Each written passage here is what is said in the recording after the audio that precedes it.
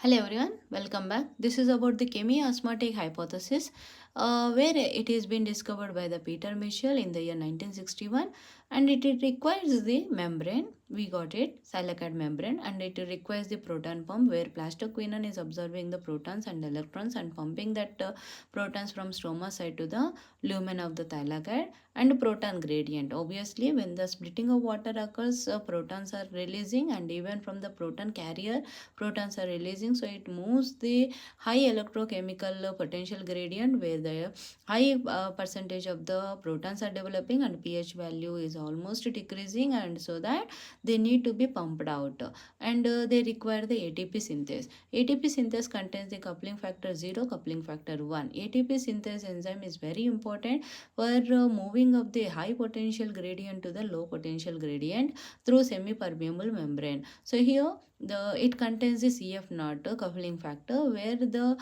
protein channels are being rotated in the form of that, so that the protons are moved. When the protons are moved, it makes the conformational changes in the alpha beta alpha beta alpha beta proteins of the CF1, and so that the ADP plus inorganic phosphate take up the energy coming from the protons, so that it forms the ATP. So that is why this process is very important for synthesizing the ATP in the stroma side, and where protons are balanced.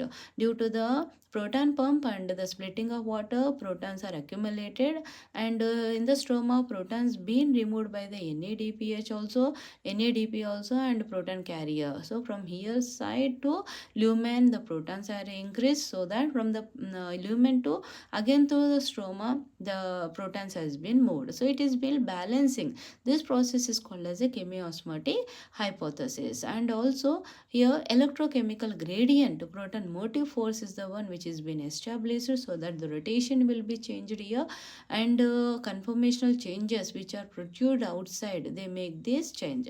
So there is no much difference in the chloroplast and also mitochondria chemiosmotic hypothesis. And in the mitochondria, proton accumulation occurs in the perimitochondrial space, but here in the chloroplast, proton accumulation occurs in the lumen of the thylakoid. So we got it. So I recall, see, first it requires a proton pump, then a membrane, then proton gradient, then ATP synthase. So if all are favorable, then chemiosmotic hypothesis generating the more amount of the ATP in these processes. So like this, high concentration to low concentration movement of the chemicals is called as a chemiosmotic hypothesis. Thank you for watching. Please do subscribe my channel. Have a nice day.